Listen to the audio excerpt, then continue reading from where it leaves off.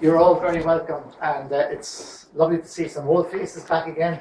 And it's nice to see our partners with the Amnesty, the local Amnesty group here. But it is my privilege and honour to introduce somebody who actually doesn't need any introduction, though some of you would not have met Siobhan before. Siobhan has had a long association with the Irish Centre for Human Rights. He is a very distinguished human rights defender who's committed his life to the defence of human rights in the Palestinian territories. He's currently the Director General of Al-Haq, which is, I think, one of the earliest, if not the first, human rights organisations that monitors human rights and advocates for human rights in the Palestinian territories. It has won numerous international awards and accolades and is one of the most respected human rights organisations in the occupied territories. Siobhan himself has had a very challenging life in his advocacy for human rights, has paid a high personal price, but has always managed to be optimistic and generous in his views in relation to the issues and the challenges in the Palestinian territories.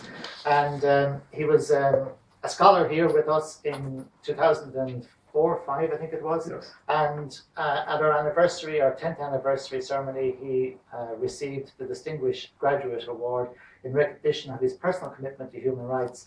And indeed, the enormous contribution, it's hard to convey this now, his contribution to human rights in the Palestinian territories and in the international human rights community is well known and well recognised.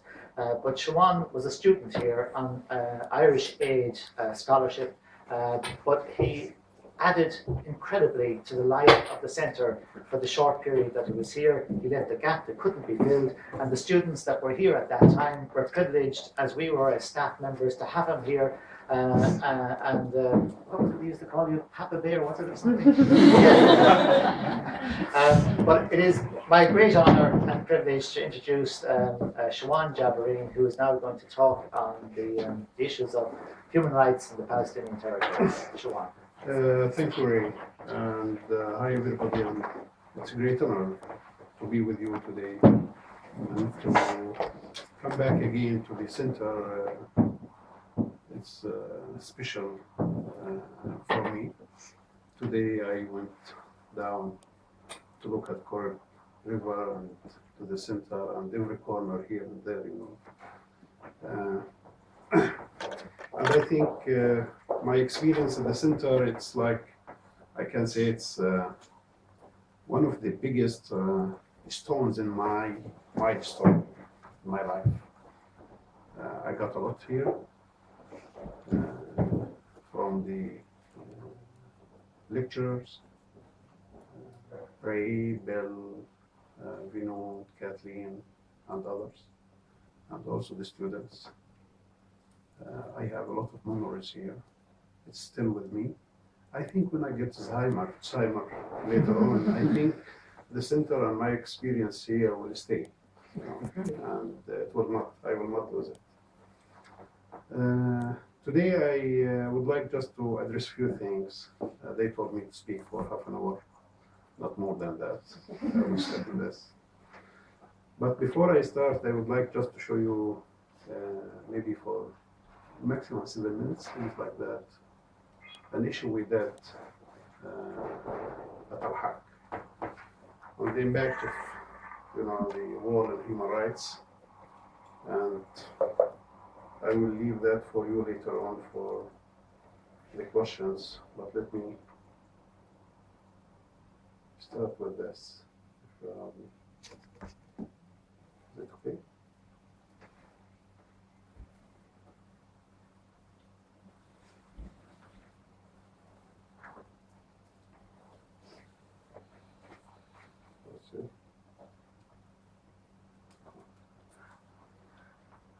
Google Earth, it works. I don't know if it works here or not.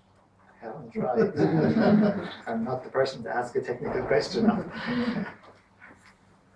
Okay, we'll see. If it doesn't work, we will move forward. If it works, will be great.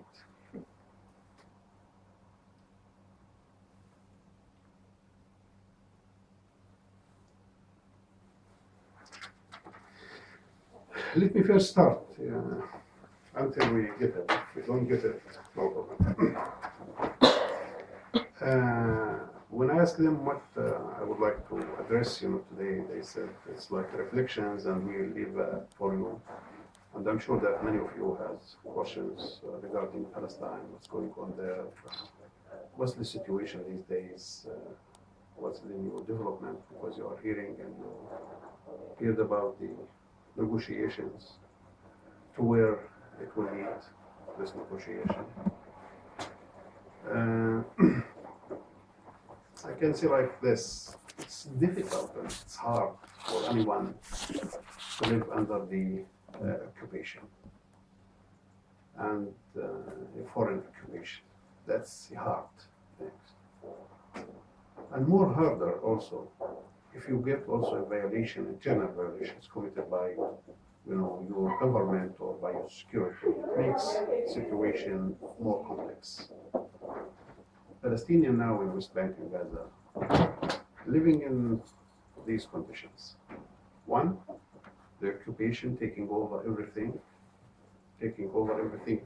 of your life, even your dreams, even your future. You don't plan for your future. You can't plan for your future without asking yourself if you will get it or not.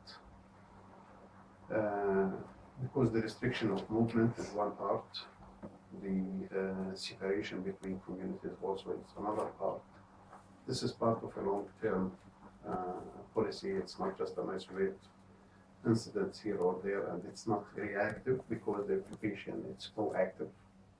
There is no occupation called reactive on anything. It's proactive, trying to create facts on the grounds every day. If we see if it works. I don't know. Maybe not too found. Just I would like here to show you, that how the war affected the Palestinian life and how they live now after the Israeli built this high wall. It's not a wall like in Germany before. It's more than that. You are speaking about 600 kilometers. Going inside the West Bank, it's like the snake. Why? Because to include as much as they can the Israeli settlements, to annex it later on. And we call it annexation war. We don't call it the separation war. We call it the annexation war because the aim behind that is to annex as much as they can more land and to exclude as much as they can Palestinian people from that areas. If they complete it, it means that they will annex around 24% of West Bank. That's the idea behind it. Jerusalem, they separated completely. They cut off between the Palestinian communities by which called roads, especially used by the Jewish settlers only for the Israelis. It's not for Palestinians. It's forbidden for Palestinians to use that roads. There is a main road, for instance, now connected between Tel Aviv, and Jerusalem. And it used to serve around 32 different Palestinian villages in the western southern side of Ramallah. Or maybe all of you heard about Ramallah. That road called 443, it's forbidden for Palestinians to use that road. And instead of that, they built for Palestinians like tunnels, in different ways, to connect between the Palestinian villages. And they can close these tunnels in 1 minute, only because they already have big stones beside, and just they can drop the stones. This is what they can do. This is now the situation in Palestine, mainly in the 67 area. I'm speaking about 67 area. And here you can see two communities. One community is the settlers community, taking over everything, enjoying everything, all the natural resources, water, land, big and fancy roads. And the Palestinian, those they own this land and it belongs to them. And the plan is to build their state on this land. They are isolated by these roads and isolated by checkpoints. There are checkpoints also there, isolated by the wall. Different tools they use to isolate them and to pressure them. The aim behind of all of this pressure is to push them outside of the country. They are taking all means, physical means, administrative means, economic means, to push them outside of the country for the aim not to build and not to enjoy and not to exercise their self-determination as a fundamental rights for any people. That's the case. This is the long-term plan these days. Since the beginning, this is the long-term plan. And just you can imagine, since 68 until 94, 93, 140,000 Palestinians, they lost their IDs, which it means they lost their right to go back. They left West Bank to work, to study, to do, their personal issues outside, but they lost their right to return back because the Israeli, every time they change, which are called the military orders, the Israeli now, they issued around 1,700 different military orders, affected every aspect in Palestinian rights, including, which kind of a plants you have a right to plant. I'm not exaggerating, I can refer you to specific military orders says that X and Y, Z plants, it's forbidden for you, except after you receive special permit for it. Why? Because these kinds of plants, the Israeli, they look at it as a capital issue for them. Like avocado, for instance, during 70s and 80s, it was forbidden for Palestinians to plant avocado because the Israeli, they used to plant it, to sell it outside, to export it. That. Another thing is a specific kind of which called the grape. They called it the American roots of the grape. That also it was forbidden. These days, no, we plant it, but this is as an example, for instance. And by this 1,700 different military orders, they affected every aspect of Palestine, and they controlling all of their rights, not just the movement, not only, the plans, not the economic situation, everything. And this is the controlling system that they have. And according to international law, which you are familiar and know more than me about it, you know that it's, when you put protected persons and civilians under severe conditions, it's like a collective punishment, and it's a grave breach, and it's a war crime, and they put Palestinians, for instance, in Gaza. Because of that, Palestinians, they try to find their own ways to serve themselves, and they digging tunnels, just to get food, to get things, necessary things for themselves. And later on, okay, they're digging tunnels, for weapons. It's okay. That's something else. But at the beginning, that's the case. It was the case. Because they had no other alternative option. Like, for instance, crossing, they closed the crossing, they seized them from sea, space, land, everything, and they pushed them to find their own ways, looking for, different issues. This is the case these days in Palestine. Besides all of these things, the settlements and the settlements now everywhere in West Bank, and taking the strategic places, like, for instance, not just the mountains, the top of mountains, but also the resource of water.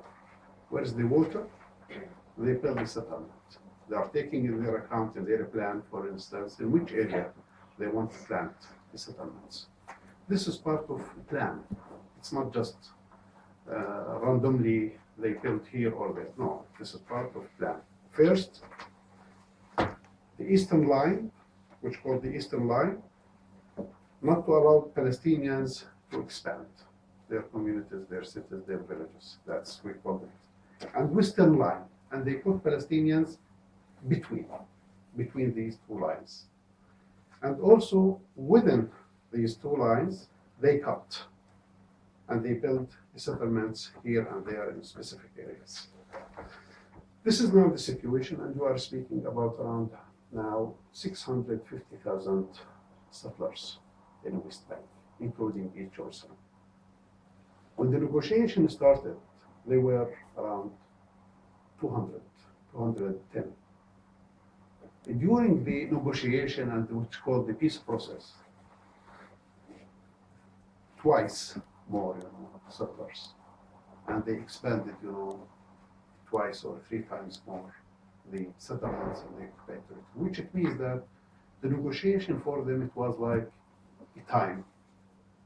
more time to create more facts on the grounds. And we got from this negotiations, I can't say nothing.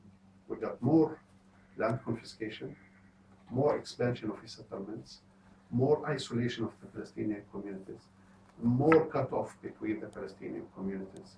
We got also the war, and we got also the separation between Gaza and the West Bank. This is what we got during the 20 years of negotiation. Because of that, the people, they don't believe about negotiation. And the negotiation itself, since the beginning, they didn't build it on the basis of international law. No one word regarding occupation. No one word in the agreements between Palestinian and Israeli regarding occupation. No one word regarding, for instance, the international law of things. There is some, I think, one paragraph regarding, that they have to respect the human rights. That Palestinian has to respect the human rights, not the Israelis has to respect the human rights. That's the issue. And here, when you speak about the occupation, you speak about the international armed conflict, and you speak about the applicability of the international humanitarian law on this conflict, and also the international human rights law. That's the case. And when you speak about settlements, you speak about, grave breach of transfer civilians to the occupied territory. This is what the Israel is doing. And they don't recognize, Israel is the only state over the world, they don't recognize the applicability of the international humanitarian law or for Geneva Convention, let me say, on the occupied territory. And they said, the only part is applicable is the humanitarian part. And I don't know what's this. It's, the regime itself, the whole regime of the international humanitarian law, it's called the humanitarian. And they said the only thing is the humanitarian, but not the legal part. That's the case. They are dealing with the occupied territory as not occupied, as a disputable, land. That's the case.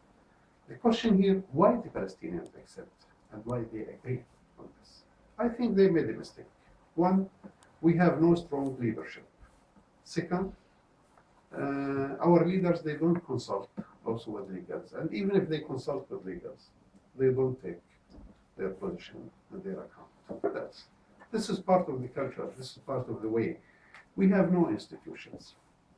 The participation, for instance, it's an issue, we have to address. And because of that, this is what happened. Another thing is they feel that they are weak, and Israel is supported by the superpowers over the world, maybe the Americans. And every time they try to punish them, for instance, to stop aiding and funding them, from one side, they don't allow them to enjoy their natural resources and to build their economy. And from another side, they stop the aids, to them and funding them. That's the case. They put them under this pressure and pushing them to accept any proposal from the Israeli side. This is what happened in the last time. And this is what's going on these days. That's the case. And because of that, I will come to the point that the Americans, they asked the Palestinians and they said, you have not to go to the ICC. Because the Palestinians, after 2012, they were recognized as a special legal status called the observer state at the UN, the General Assembly.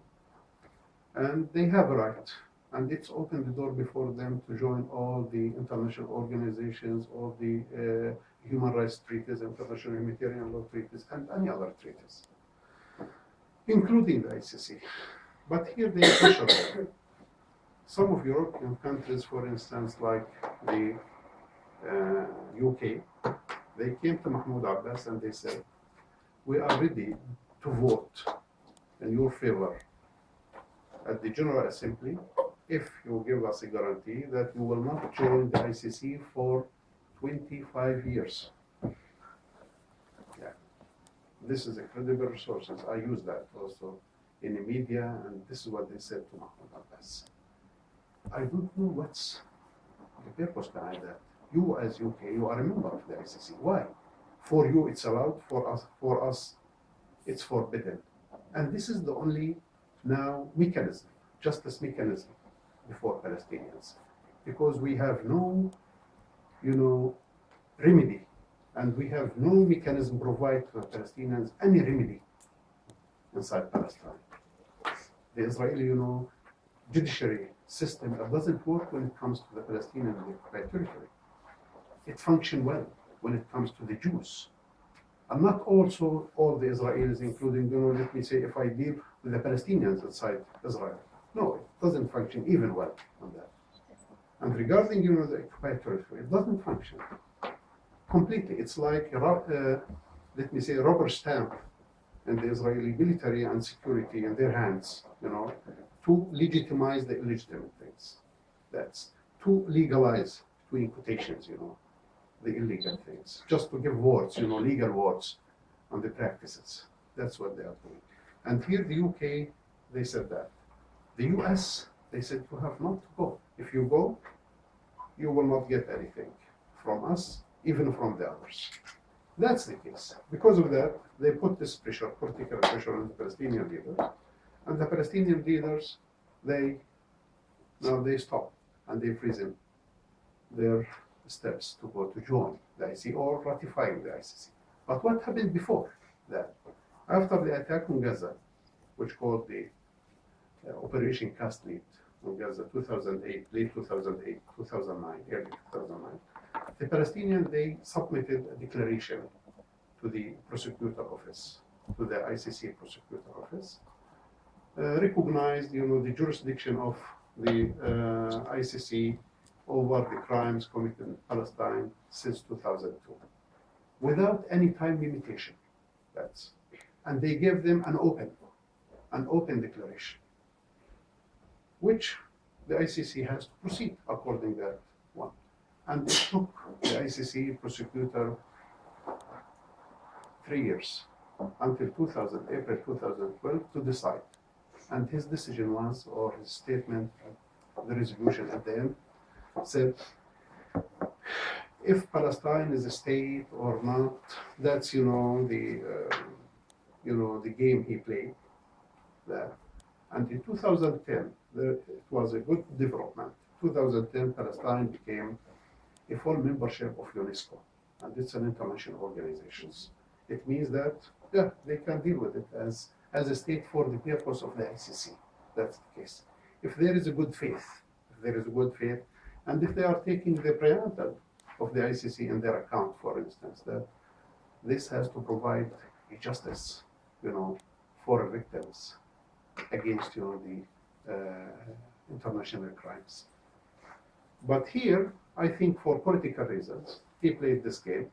The statehood, and we submitted as Al-Haq, and with the help from a colleague from this center who was here, his name is Michael Carney, a submission in 2009 to them. We said, you have to proceed. It's valid.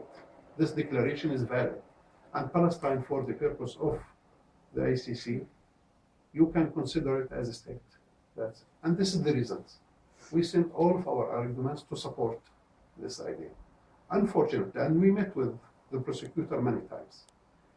And he delayed until the end, before he left the office, just maybe a few weeks before the office. And he said, this question has to address to the General Assembly and to the Assembly of State Parties of the ICC to decide about it if Palestine is a state or not.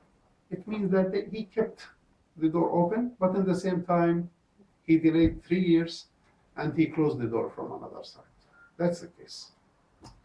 And here, we have a problem. 2012, November 2012, the General Assembly recognized Palestine as a non-member state and with the observer status. And we went to the ICC to say, now you have to act according to that declaration. You don't need. For political reasons, again, I think, they try to play the game with the words and not taking in a good faith, the content and the aim behind the ICC. They said, no, now the status of Palestine became different of the status of Palestine when they submitted the declaration. And we need a new declaration, or we need ratification. Palestine now can ratify, and it's clear. Ratification or a new declaration. This is what they said. But the Palestinians from another side, they gave a promise to the Americans they will not go to join the ICC for political reasons and for pressure from the Americans on them. They said we will not, within the negotiation time, we will not join. That's the case. And here I think this is the game they are playing. I was in The Hague, 3rd of October, just last week, and we met with the prosecutor office, and we raised with them, we pushed for our arguments that, and we also submitted them a new submission, legal submission, to say that 2009 declaration is valid and you have to act. But they said no way for any action. Now they try to send the ball again, to the Palestinian field, to say that you have to ratify or send. At the end, they said, okay, we will accept a letter from the Palestinian leaders if they send us just a letter emphasizing on the 2009 declaration, and here we can proceed. I will go back to see how the Palestinian leaders will deal with all of these things, but this is part of the information I try to share with you regarding the ICC and its mechanism and the ongoing international crimes in Palestine, like the crime of war crimes and crimes against the humanity by, for instance, destroying, demolishing houses as widespread practices, and policy behind that. Another thing is when you see the nature of the Israeli practices, two people in one area, they have two different legal regimes. I mean, the settlers, they have their own legal regime. Palestinians, they have own legal regime. Treating them in a different way, part of a policy, military orders, court decisions regarding all of these things. Everything is clear how they discriminate. Because of that, now we say this occupation, I think it's not enough to say this is an ordinary occupation. As we know, under the international law, this occupation, it has also a nature of apartheid and also colonialism, because they are taking over everything, natural resources, discriminate against people because of their ethnicity. That's the case because they are Palestinians. And we studied this, and John Reynolds, the one who is standing here, he is the one who participated in a big discussion or in a big also study regarding and became later on under the title of Beyond the Occupation, Beyond the Occupation. It was issued by the South African organization there to study this nature of occupation, which we said that it's not enough also to say this an occupation, because the people, when they feel that it's an occupation, okay, it's not illegal under the international law, But this is a prolonged occupation with this nature also. It's not a temporary, it's a permanent occupation. It's still there, not just for a while. No, the aim behind that and all of their actions, all of their policies, all of their practices to push the Palestinians outside and to take their lands, and to keep there, and not controlling, just using, doing everything, because they don't want Palestinians, there. That's the case. Now we are doing an advocacy on different levels. One of these things, advocacy at the level of international level, like the UN, EU, things like that, pushing them to take political actions, because at the end, when you come to the international law, if there is no political will, the international law keep there as words, good words on papers and in the shelves without political will. And we do believe that there is no political will to respect these legal obligations and to act according to their obligation to push forward, law and human rights and everything in this conflict. Why? Because it's Israel. Why? Because the US standing behind it and supporting it unconditionally. That's now the case. I raised this issue, and I don't want to go in depth, the technical things, but I can say a few different things. One, when it comes to law, there is no political will, still no political will to act. It's easy to pay money instead of to take political action. And every time I say that, the EU, they are good payers, but not good players. And the EU is still, waiting for the US to take. And they feel that they are paralyzed and waiting for the US. Even if they have a power and they have direct interest. If anything happened in Palestine and the Middle East, it will affect first the EU countries, because we are close, we are neighbors here. And we have a lot of things to do with each other. That's the case. In direct interests, they have an interest. But unfortunately, they have no political will to act. In the last few months, we saw that they moved, forward regarding the labeling of the settlements of produce, and also regarding what's called the guidelines on the settlement issue. It's good. I think it was a good and encouraged step, but it's still not enough. It's still, the Israeli products and the Israeli settlements produce, enjoying everything, and the settlers benefiting from their crimes, and the Israeli benefiting from its crimes, and the markets open for their products and goods. If you go to different markets, you will see these products. From one side, they called it and they recognize the settlements as a war crime, but from another side, they import the products from these settlements, and many of the EU or the European countries and other international companies, they are investing and benefiting from this crime. This is the case by way or another by having a business inside these settlements and in the war and things like that.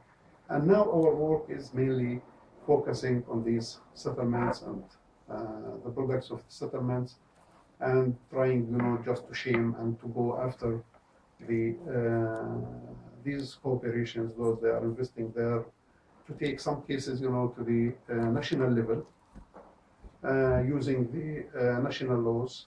We did that in the Netherlands against one company called Rivar, and we are now following this issue.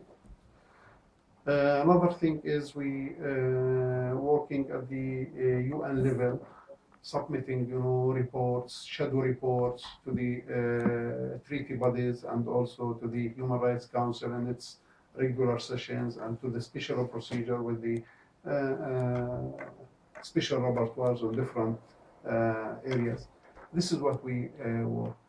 And what we got in the last 34 years. I can say I don't want to be negative.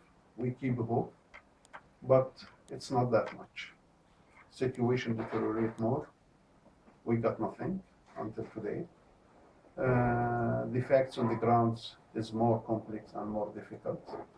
The family is targeted by the Israelis, and the family unity, I mean, targeted by the Israelis.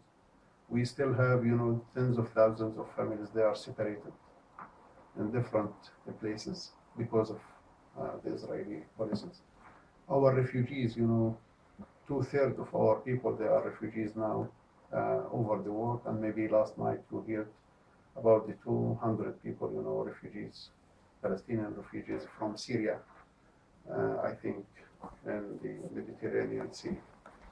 They died because the Libyan, they didn't allow them to get in Libya, and they shot on their boat, and I think 200, yeah, they were. This is, now the situation. What's about the future? I think things moving a little bit slow in a cumulative way, but it's a very, very slow way. When I go and see the public, for instance, the public opinion these days in Europe and in different countries over the world, things are changing. Israel image is completely different when we compare these days with 10 years ago.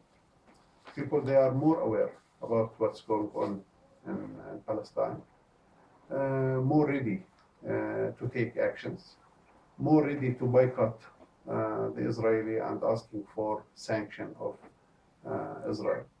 All of these things, these days is more clear. I think this is because of the effort of the civil society, not just in Palestine only, everywhere these days. And if I put a hope, I put a hope on the civil society, and I put a hope on the public in general.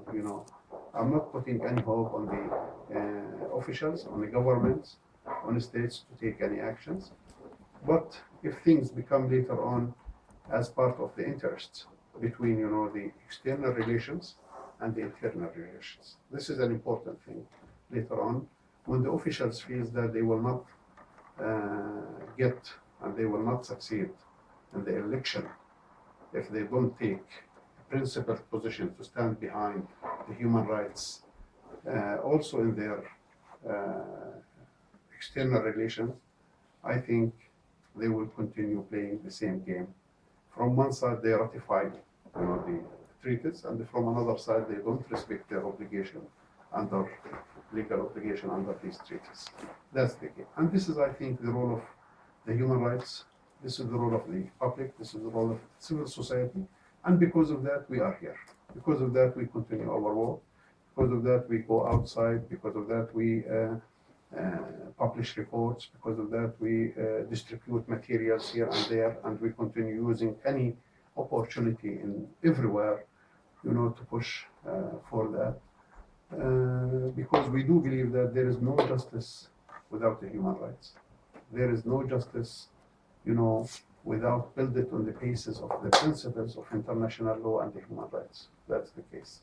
And no peace without justice. This is what we do believe. Things will continue in this way.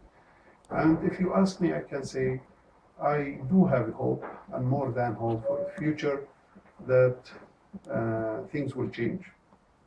And the future is for justice. And no one can give a guarantee for any oppressive regime that they will continue as a superpower forever. That's the case. This is ABC lesson in history. The oppressive regime also, they have a limit time. That's the case. The question here is why we have to pay this high price until we reach that moment. Our work is to shorten the time and to reduce the painful as much as we can. But we do believe about future. That's the case. Here, our work is just to shorten the time and to reduce the painful. And we continue the work in this field not because of it's a job for us, no, because we do believe that this is our future. This is the future of our children, Also, this is the, we are struggling to enjoy dignity also, and human rights and equality and all of these things. Because no life with oppression and without dignity. That's the case. But I do believe that the future is for justice and for human rights and for our people also and for the people over the world. Thank you. And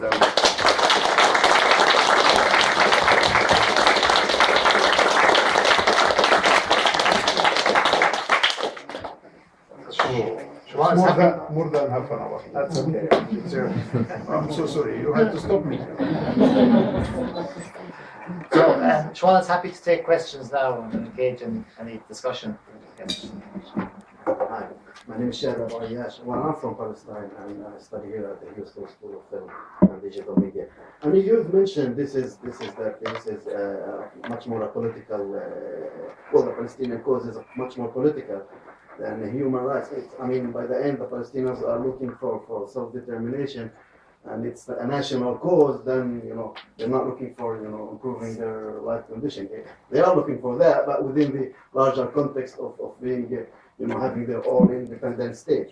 Now, based on that, that problem will be solved politically, and you're convinced, and you've mentioned that.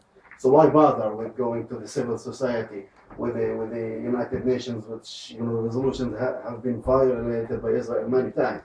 Why depend on that? Even international NGOs that deals with the human rights, like Amnesty or Human Rights Watch, they try to compare. Usually, when they issue reports, they compare between the occupier and people living under occupation, because for them it's politically sensitive, or politically sensitive to kind of criticize Israel without comparing them or kind of equalize them with the Palestinians.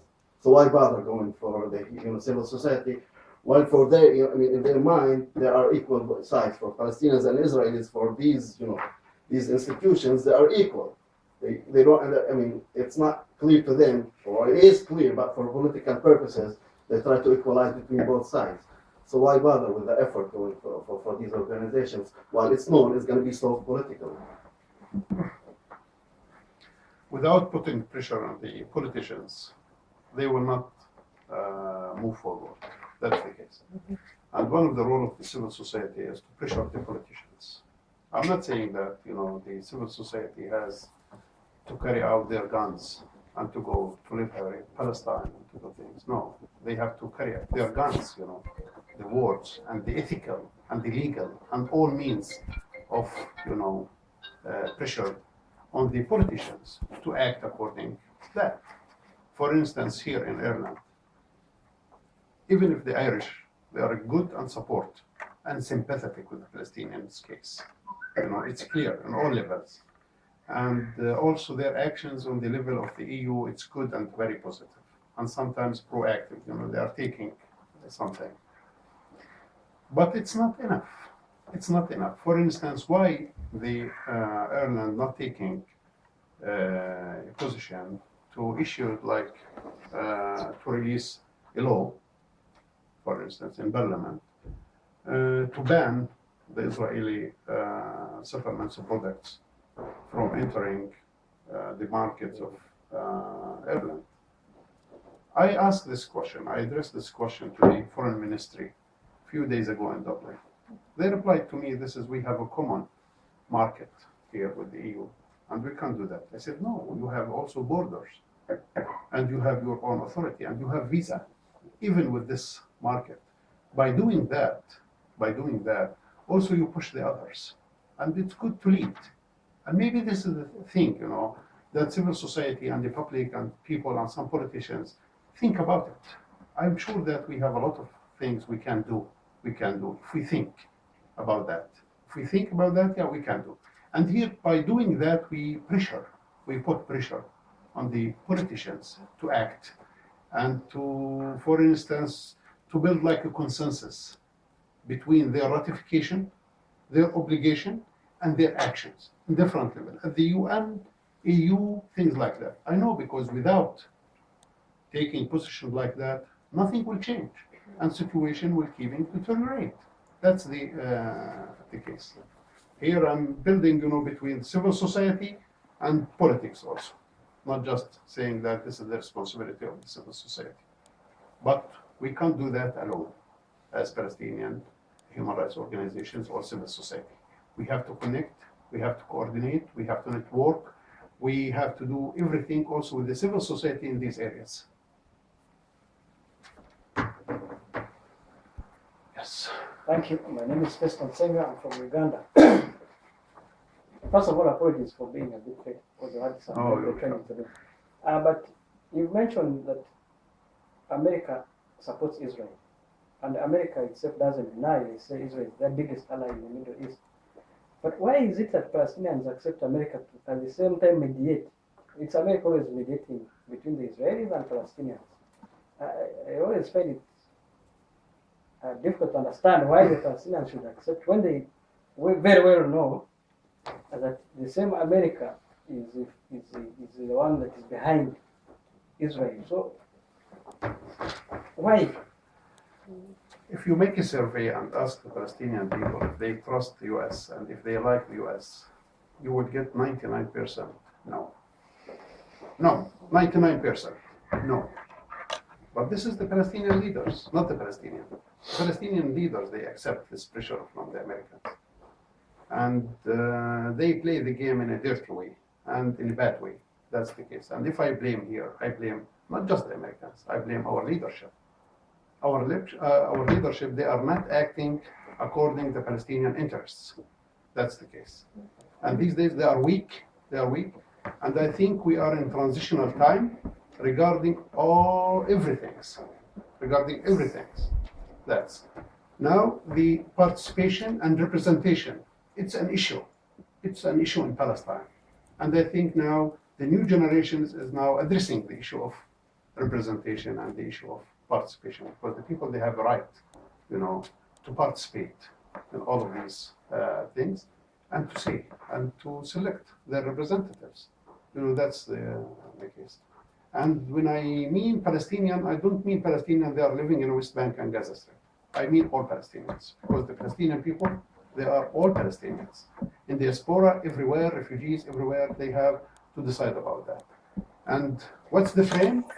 Is PLO. I think they have to rebuild PLO again and to build their leaders again, and that's the case. It takes time, and I think we are in transitional time. Now, if you go and ask also the Palestinian leaders, if they do believe about the negotiation, they will say, no, but we have no alternative things except, to play the game until the end. We can't say no to the US, they will pressure us, they will punish us because they are the superpower over the world, and the EU, following them, and all of these things. I'm not saying confidential things when I say that Saib Arakat himself, now he is leading the negotiation with the Israeli. He told me, I don't believe about for any results of this negotiation, but maybe at the end, the Americans, they will come with the proposals and to push Israel to implement it. This is the hope and this is the illusion that they have in their mind.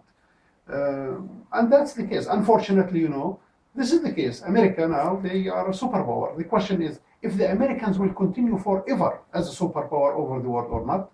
Here I have a big question mark, and not just a doubt. I'm sure that they will not continue as, a superpower. Things will change. World change. It takes time. That's the case. And it's changing now, these days, because the power balance. In Europe, China, Russia, I don't know, India, others, they are changing, but it takes time. And I have no, concern regarding our people, for instance. I have no concern. I'm not speaking here like a poet, for instance. No, we have a right. We have a right. We are a people, and we are not strong on military side. We are strong on other sides. Law, rights, that's the case, and also human things, human values, that's the case. Every time people ask me, the Israeli, they are strong and they have a nuclear bomb. I said, yes, but we have Mahmoud Darwish, and we know even how to smile, and we know how to build even, jokes under the occupation in this situation. And this is also another thing. It's stronger than their nuclear bomb.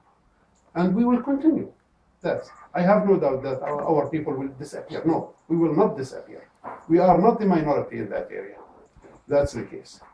And I'm not talking only, about small area. No, I'm not talking about also the region. That's the case. But things are changing. Things are developing, in differently. And even if there is one who has to concern, the Israelis has to concern. The Israelis has to concern, for what's going on under their policy.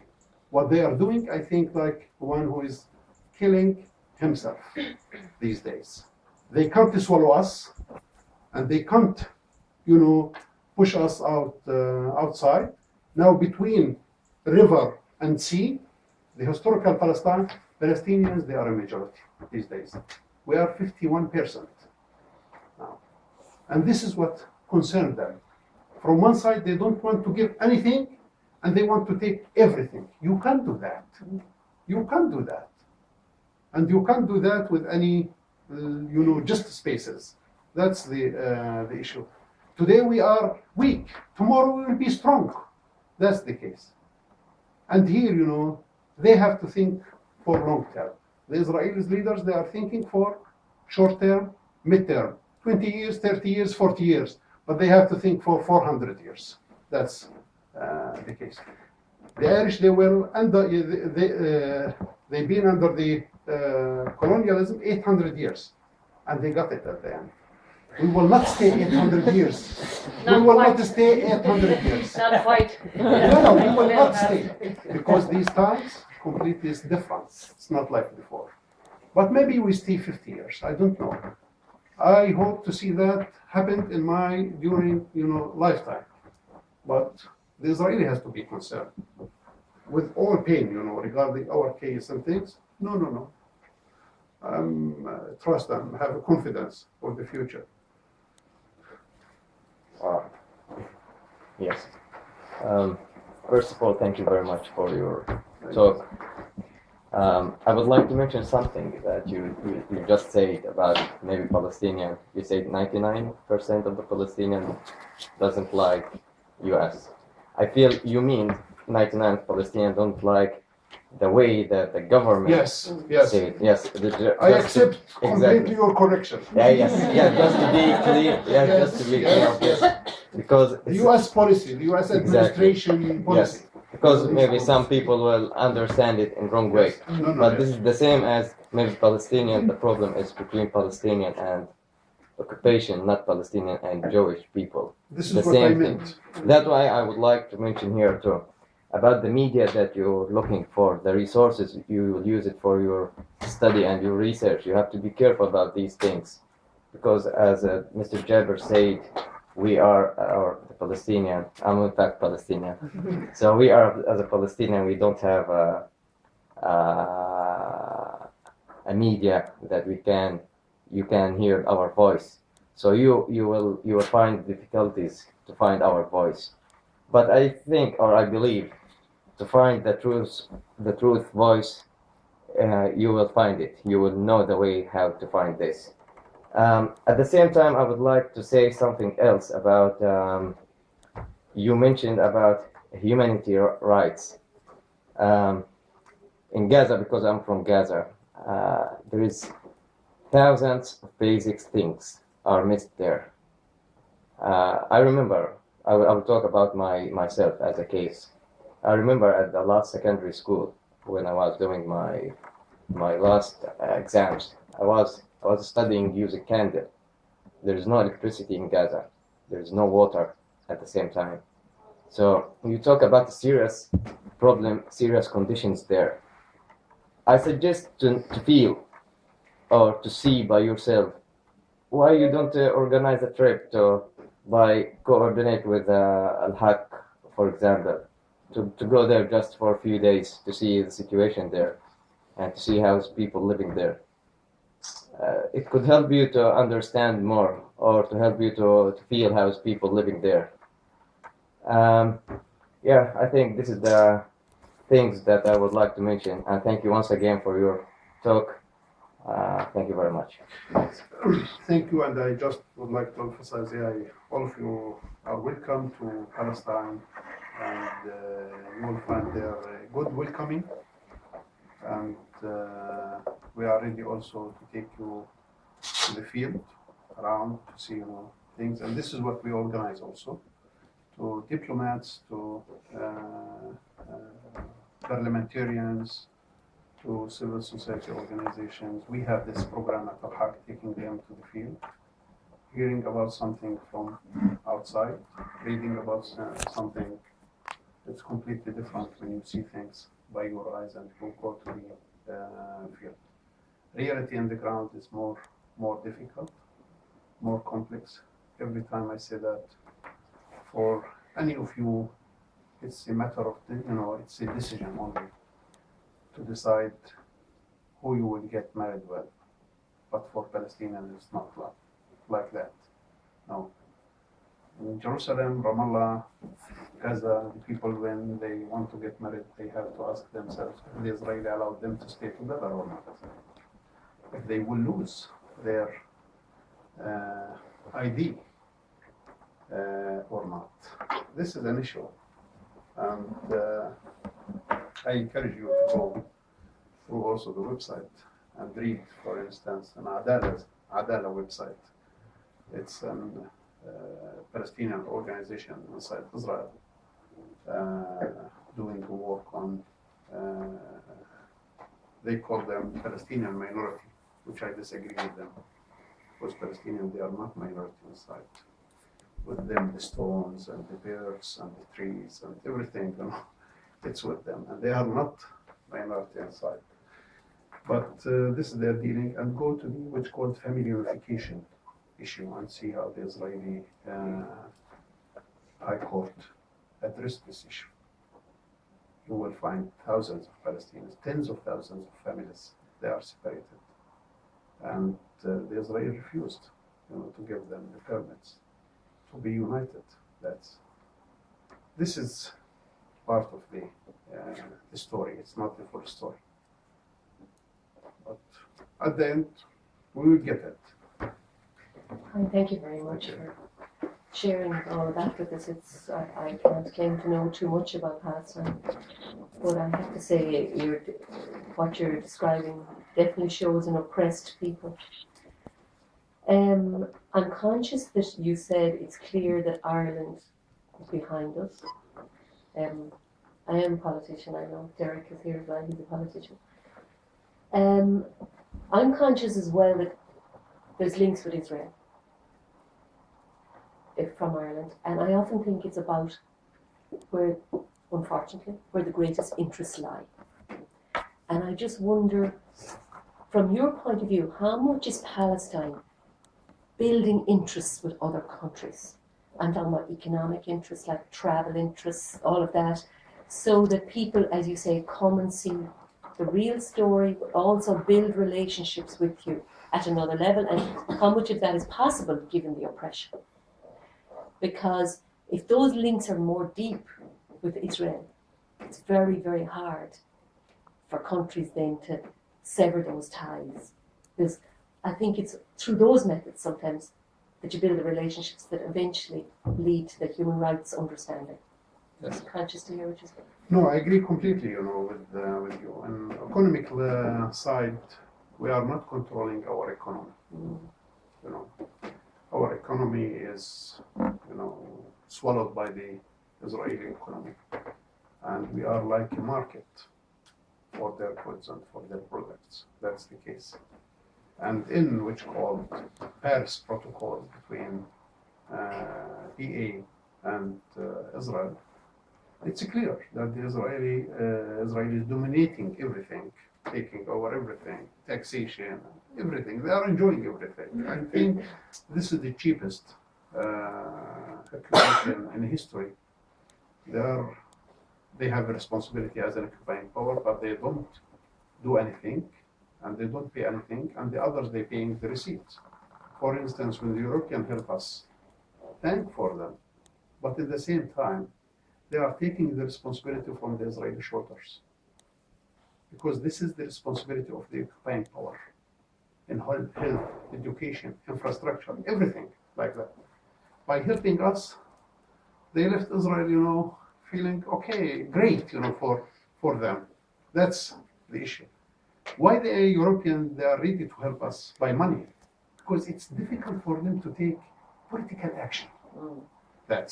But it's more easier to pay money instead of taking political position. Regarding the interest, I agree with you, and this is what we are trying to do to encourage people. For instance, I'm in the field of human rights since 80s, but these days I see thousands of internationals. They come there, see things, and some of them, they write after they go back. Some of them, they express their opinion. We met with some people, they are biased to Israel politically. After they went to the field, they changed completely their position. Because of that, we are encouraging, all the people to come and to visit. And now we're trying to use also the new technology, the social, communication style and things like that.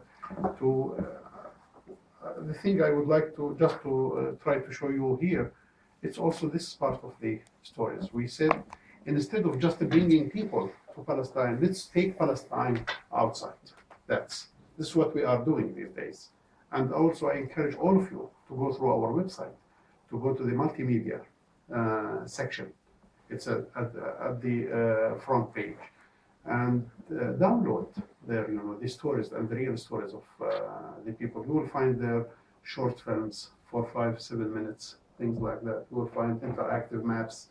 You will find information. You will find stories. It will be good. And now many of the groups, they visit Palestine, they go back also, and they use this just to tell the others about what's going on. But what we do, it's not enough. We have to, let me say, to institutionalize that in a different way. Regarding the official side, I can confess and I can say and confirm that we have no institutions, unfortunately. We have paralyzed institutions and on different levels.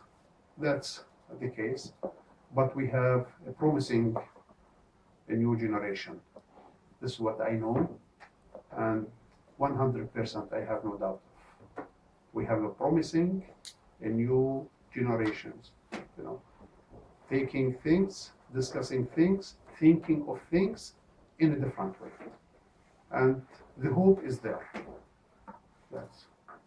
And I personally invite you and all the others, to come. And we will host you. We'll take you to the field.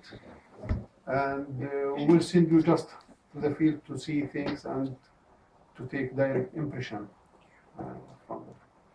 Right, Sean. Derek there is just after, he's the Labour representative and he's just after returning from a visit. So, Derek, would you like to say something about your recent visit? Yeah. I don't think we met. But no, it was. I went a week before last. We went for 5 to 6 days with Christian Aid, who do an awful lot of work out there to visit their projects. And we spent most days. We were staying in East Jerusalem, and we spent time in the West Bank. We spent 2 days in Gaza, which you mentioned people should go there. I mean, it was fascinating to see. Just such a small area of land, so densely populated. And one of the things you mentioned, which I have to agree with, you said that the Palestinians survive because they have a different attitude and the smile. And one of the things that I'll never forget is going to a school run by a project called the Culture and Free Thought Association, which runs these schools which are funded by Irish Aid. And a great woman there runs the whole thing with a kind of an Irish fist, but she's amazing. But I've never seen happier children.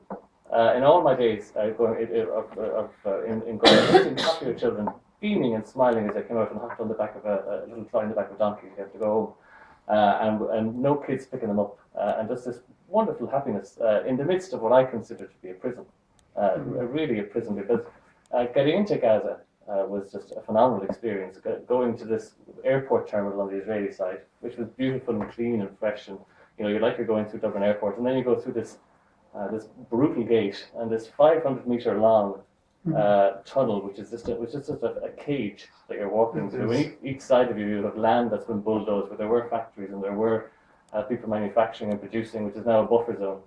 And you see people kind of coming in and grazing their animals on the land and trying to get a bit out of it, under the fear of being shot because they're not allowed to come within 300 meters of the wall in Gaza. I just thought it was, it was fascinating, the brutality of it, I think, and how the brutality had become accepted and become normal and become just part of everyday life. In Jerusalem, we got up at 4:30 in the morning. We went through the checkpoint between Bethlehem and Jerusalem, which is right beside the monstrosity of a barrier. And again, there's lucky Palestinians, I think, who have the right to go to work in East Jerusalem. They're allowed to go from the West Bank, and they travel for hours to get there, and they go through. Just queuing with them in the morning. Again, in another cage that was about 5 foot wide, with a metal barrier on top, with spotlights shining down on the walkway as you go in, and queuing up in this little cage for 10 minutes, and then stopping for a while, and then it would go again. And how absolutely normal it was to go through this. And they were going from their land in the West Bank to East Jerusalem, which is Palestinian, and they have to cross this monstrosity of checkpoint every morning and spend an hour and 15 minutes getting through. One thing that my political impression of it was, and you mentioned today that the Israelis are playing a 20, 30, 40-year game on it. I think they're playing a 100, 200-year game on this. I think that if we went to Hebron and the South Hebron Hills and walking around Hebron, it's like walking around Shop Street in Galway, but it's all been shut down. It's all been completely cleared out. The shops have been locked up. The metal things put on it, and all the Palestinians who worked there and had shops and had markets and so on have all been pushed out to accommodate a kind of expanding Israeli settlement. But the toxicity there and the pure hatred on both sides, and there's propaganda saying on one side, then you hear another side of it. We were shown around by a former Israeli soldier, and if I'm taking too long, tell me to shut up. By a former Israeli soldier named Yehuda, who did his compulsory military service in Hebron. And he brought us around and he showed us pictures of what it was like 12 years ago. And basically, the security stuff became difficult. There was some appalling on both sides, people killed. So the solution was to clear out everybody, just to absolutely wipe out and create the centre of town to this ghost town. And we were walking along roads that was clearly marked Israelis only. So a Palestinian city, walking down completely barren, like a movie set, and two soldiers checking our passports and, okay, you're not Palestinian, you can go down, walk down the road. It was very shocking. But again, the other thing about it, going around the South Hebron Hills and the Israeli settlements, the illegal settlements, and the South Hebron Hills, I think, are the real die-hard fundamentalist settlers. They're there more for religious reasons, I think, than economic reasons. But they have their settlements all built on the top of mountains. Every hilltops is where you build them, so that you're at the strategic position. And I just couldn't help but thinking, with building a wall the way they've done it, by boxing off Gaza, focusing the economy so that it has to go through Egypt, not go through Israel, disconnecting it, enforcing settlements, expanding settlements. This is a long-term territorial war that's going to go on for a kind of a sense of perpetual occupation that's going to happen. And I didn't see anything on the ground that showed me that anybody was looking for a two-state solution or for a solution at all, except to be the dominant person in power, protected, and keep the boot in the neck. That's right. I recommend anybody to go who can do it. Thank you all. And it means that we encourage all the people to go and to see things. I was in the West Bank, sorry. I was in the West Bank now, it's a long time, it's maybe about 18 years ago. No, it's long time. Yeah, and things have deteriorated. I wouldn't have been pretty. But the one thing that I always took back with me was the friendliness of the people. And I actually met a young Palestinian who was able to speak Irish. No, we have time for a joke and we have time for laugh, and we know you know how to laugh, and And I thought it was great that they could speak Irish. I met a few that they met soldiers from the United States and they were talking Irish and that. Yeah. I would like just to share with you one thing, a small thing, and it has a meaning. When Palestinians, for instance, go outside in diaspora and things like that, and any one of them die, he left or she leave or he leave for a family to take his bones or remains later on when Palestine liberate to Palestine. You see that in Australia, everywhere. The Israeli settlers, they live in the place. but they have no graves there. They have no cemeteries. They have 2 cemeteries, small cemeteries. One near Nablus with maybe 4 or 5 graves for crazy settlers. I don't know if they are living there. When any of them die, they transfer his or her body to Israel to bury their body. I think here the conscience of the place is an important thing. They are living in the place, by force. They are okay. They displaced us by force, but we still have this relation. The conscience issue also is an important element in the struggle for any case. And also, it's the cheapest to live in the settlements of West Bank rather than Tel Aviv or inside Israel. So that they facilitate. No, if I want to take, the Torah and Bible, geography, it's a West Bank. It's not the coast. Yeah, but at the same time, they don't bury their bodies there because they feel in their deep conscience that it's not their place and they will not stay here forever, and they have a concern even for the future. That's the case. Another small just story. In 1992, I was in an interrogation center inside Israel called Petah Tikva near Tel Aviv. And the officer at that time, he was a colonel, the head of the interrogation center. He became later on, after 2 years, he became the head of the interrogation section in whole Israel, in Shabak. In one night, they took me from the cell after midnight, and he told me, and this is his words, every time I use it as a story. He said, look, Shawan, I am a senior and I am a colonel.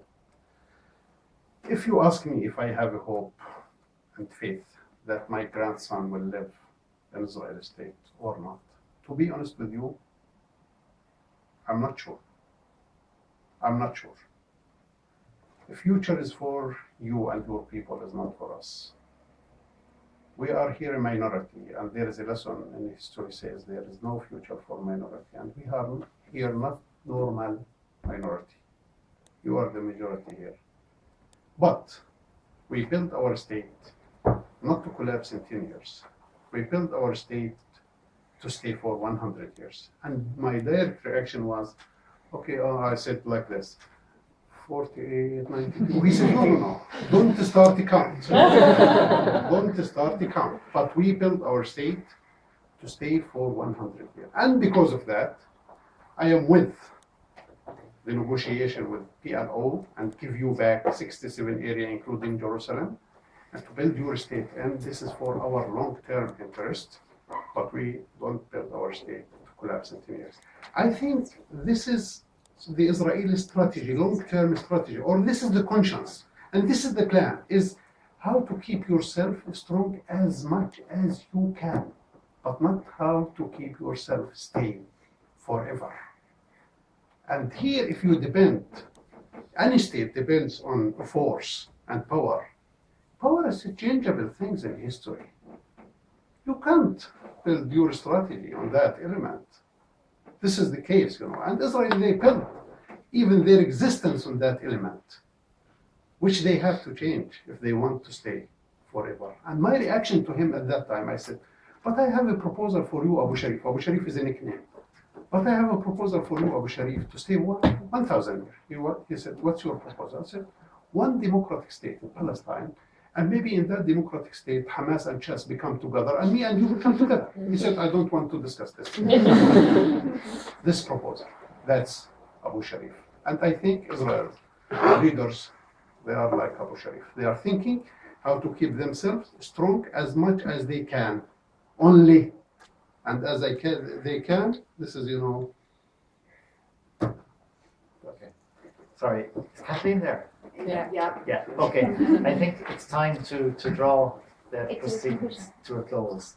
And Kathleen has something for you and would like to say something, but I just want on behalf of everybody here to thank you, Shawan. It's wonderful to have you back among us, and I'm sorry it's such a short visit. Great honor to be to be with you here. Kathleen. So Shawan and I were out last night. We were trying to figure out when we first met. And I think we pretty much bartered that it was sometime between 2003 and 2004. And I met him the first time under the umbrella of amnesty. So perhaps my ears pricked a little bit when our colleague in the corner commented on this, because Shawan was the first prisoner of conscience for amnesty in Palestine. And I remember very poignantly, he pulled out, at that point it wasn't a box, but it was a bag of cards that had been sent to him while he was a prisoner of conscience.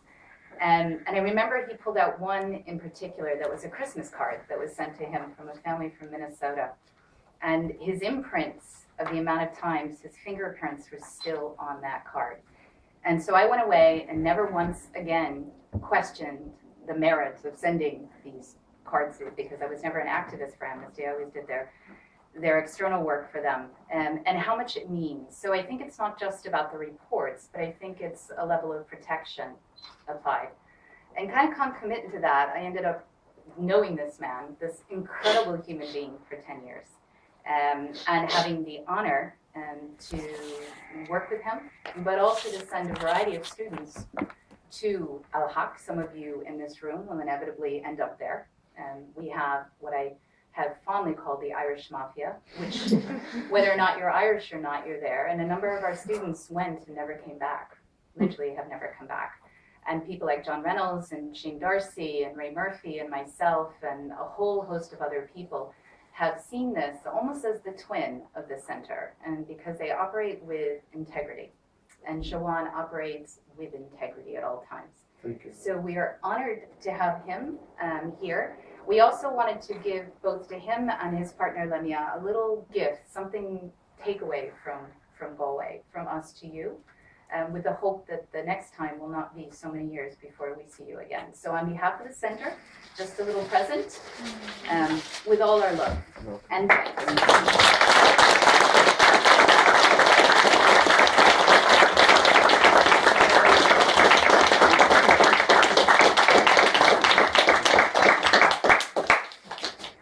Thank you, Kathleen, and thank you, everybody. And yeah, it's a special, really, it's a special moment for me to be with you here at the center. And as I mentioned, you the center and the people here around the country in general. Yeah, it's in my deep conscience, but not like the Israeli deep conscience. My deep conscience built on the humanity and the human values, and the respect of the others and people, but not respect the force and power and things like that. Thank you so much. All of you feel that you have a family there. You have families, not just one family only. You have houses there in Palestine, and we mean it, you know. Please come, visit, see things, join us in dancing. We, you know, we have a dance groups, good dance groups, good dancers also, and enjoy also the country. Even if we have a small country, or we have a lot of blood going on, because the Israelis, you know, they kill people and they destroy and they fragmenting the place. But we can show you something also from the top of the hills. We can take you and you can see and look at the place. You can see the full picture. And we don't take you just front of the wall to see, you know, the wall. No, we can take you the top of the hills and see the wall. Thank you again, and yeah, our relation will continue with the center, with you, with this country.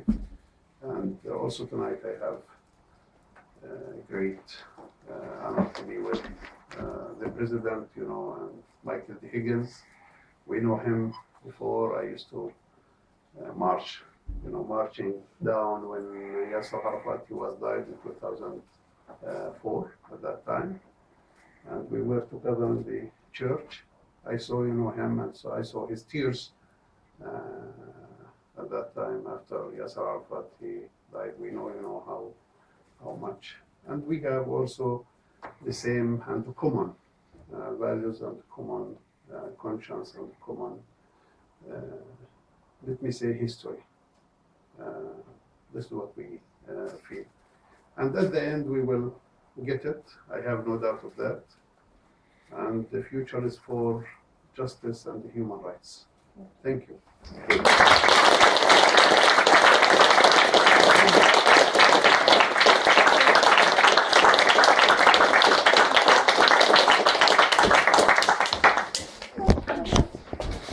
Yes.